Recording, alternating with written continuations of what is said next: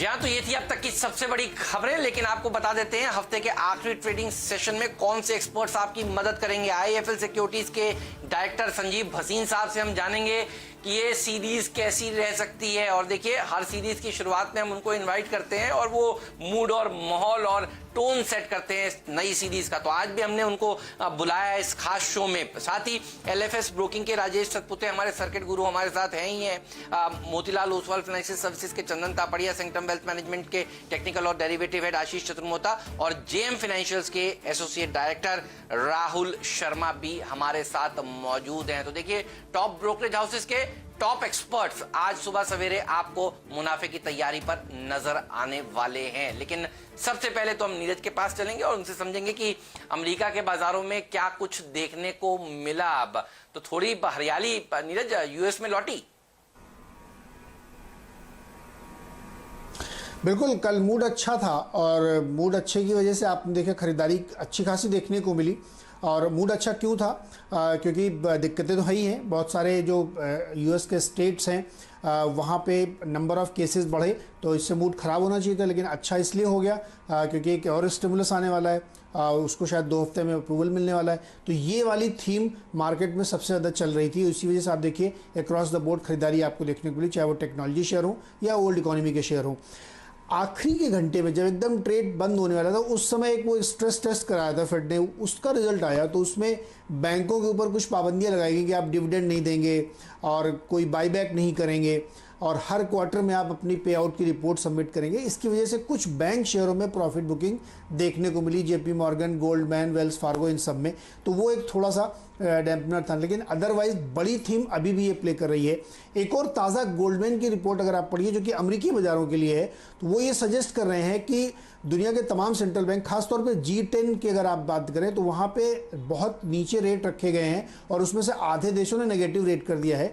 ऐसा case America के साथ अभी बनता हुआ नहीं दिख रहा है, लेकिन और ज़्यादा स्टिमुलस लाने की पूरी तैयारी दिख रही है उनको। और उनको ऐसा लगता है कि अगर ये थोड़ी सिचुएशन और आगे चली तो हो सकता है कि और आप नरमी देखें लिक्विडिटी के फ्रंट में। तो ये थीम सर चढ़ के बोल रही थी, इसलिए आपको अमेरिकी बाज़ारों में अच्छी तेज़ी देखने को मिली है। एक छोटी सी बात और है कि हांगकांग के साथ जो तनाव चल रहा था, उसको लेकर के अमेरिका ने अपने बैंकों के ऊपर एक सैंक्शन लगाने की तैयारी की कि जो लोग चाइनीज़ ऑफिशियल के साथ ट्रेड करेंगे, बिजनेस करेंगे, उस पर सैंक्शंस लगाए जाएंगे। ओके, तो ये डेवलपमेंट्स ग्लोबल मार्केट्स की ओर से आ रही हैं, लेकिन आज हमारी शुरुआत हल्के पॉजिटिव नोट के साथ जरूर होगी। खासतौर से कल जिस तरह की तगड़ी short covering last hour of session में देखने को मिली, दिल खुश हो गया। और बहुत कम लोग ये एंटिसिपेट कर रहे थे कि हम इतनी बढ़िया रिकवरी दिखा पाएंगे। और अंत में 10,288 पर निफ्टी जाकर टिका, तो निफ्टी बैंक में 80 पॉइंट की बढ़त देखने को मिली थी। हेमंत, वीरू अब बताएंगे कि किस तरह का सेटअप देखने को मिला है।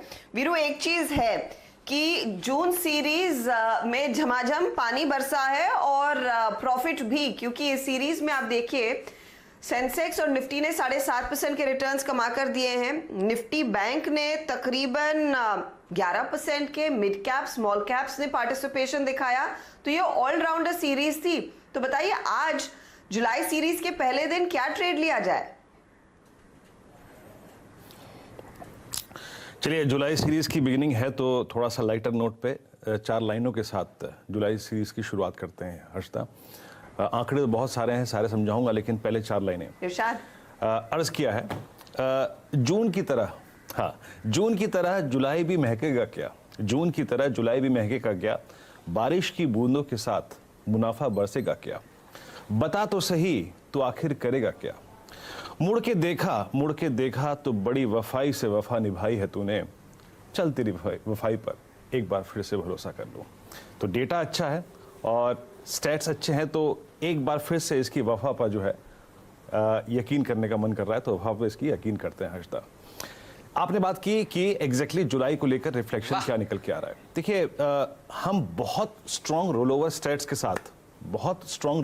के साथ नेक्स्ट सीरीज में जा रहे हैं। हर्षदा, और अगर मैं इस सीरीज की पंच लाइन अगर एक सेट करना चाहूं तो वो ये है कि निफ्टी को भी आउट परफॉर्म कर सकता है बैंक निफ्टी, यानी बैंकिंग स्टॉक्स और एनबीएफसीज, और तीसरे पायदान पे आता है एफएमसीजी। इसके जितने स्ट्रॉन्ग स्टेट्स हैं वो मैंने फरवरी के बाद से लेकर अब तक नहीं देखे। तो इस बार बैंक्स लीडरशिप ले सकते हैं। इस सीरीज का क्रक्स ये है। खैर, पहले आता हूँ इंस्टीट्यूशनल अप्रोच पे। मैं आज ज़्यादा इंस्टीट्यूशनल अप्रोच पे फोकस नहीं करूँगा आज तक, क्योंकि आज बहुत बड़ा डेटा रीड करने लायक नहीं है। आज हम फोकस करते हैं कि रोलोवर्स कैसे रहे। देखिए, निफ्टी का जो रोलोवर रहा वो अप्रॉक्सीमेटली अगर आप देखें 78% रहा, और ये बेटर रहा पिछली कुछ सीरीज की तुलना में, both in terms of cost और इन टर्म्स ऑफ शेयर। रोलोवर अच्छे थे, लेकिन बैंकिंग का रोलोवर यानी बैंक निफ्टी का रोलोवर करीब 80% रहा, जो कि कॉस्ट के टर्म में काफी इंप्रूव हुआ है। यानी लॉन्ग रोलोवर्स हुए हैं और लोगों ने बैंक निफ्टी और बैंकिंग स्टॉक्स पे, स्पेशली कोटक पे, एचडीएफसी बैंक पे, आईसीआईसीआई बैंक पे, आरबीएल बैंक पे काफी भरोसा जताया है। काफी लॉन्ग पोजीशंस रोल हुई हैं यहाँ पे। अब आते हैं आज के लिए डेटा क्या कहता है। आज के लिए डेटा ये कहता है कि हर्षिता, इस सीरीज की शुरुआत में जो जुलाई का डेटा ये है कि 10,000 एक बहुत स्ट्रॉन्ग सपोर्ट रहेगा। 2 जुलाई का कॉन्ट्रैक्ट और मंथली कॉन्ट्रैक्ट सबसे ज्यादा पुट्स यहां पे खड़ी हैं। तो 10,000, 10,050 आपका बेस है, बहुत स्ट्रॉन्ग बेस है। पहला रेजिस्टेंस है 10,500, 10,550, जहां पे कॉल राइटर्स हैं, और उसके बाद अगर कोई लेवल ऑप्शन राइटर्स के हाथ में है तो वो है 11,000 का। 10,000 पहला लेग, 10,500 ऊपर 11,000। आज की रणनीति क्या हो? आज की रणनीति ये कहती है कि कॉल राइटर्स और पुट राइटर्स ने 10,000 के ऊपर जहां पर एक ग्रिप ली है वो है 10,200 और 10,150। यानी आपका स्टॉप लॉस क्या होना चाहिए? 10,160। बहुत शॉर्ट टर्म पर्सपेक्टिव से कल भी मेरा स्टॉप लॉस 160 था, वो ट्रिगर नहीं हुआ। उस ऑप्शन पे मेरे को 70 के 120 मिल गए, तो मेरा स्टॉप लॉस वही रहेगा 10,160। वो कॉल ऑप्शन अगर आप अभी भी होल्ड करते हैं तो होल्ड करिए। 10,500 रेजिस्टेंस है, लेकिन उससे पहले एक जो रेजिस्टेंस है याद रखिए वो है 10,390, 10,410 एज पर टेक्निकल्स और एज पर ऑप्शन। तो हमारा पहला टारगेट होना चाहिए 394.10। अगर वो निकला तो हम अप्रोच करेंगे 480, 500 या फिर 510 या फिर 530 की रेंज को। तो बाय ऑन डिप्स 10,160 आपका स्टॉप लॉस रहेगा। हेमंत, ठीक बात है, 10,160 स्टॉप लॉस रहेगा। जून सीरीज में देखिए 8% की रैली के बाद अगर यहां से और ऊपर जाना है और 11,000 के बारे में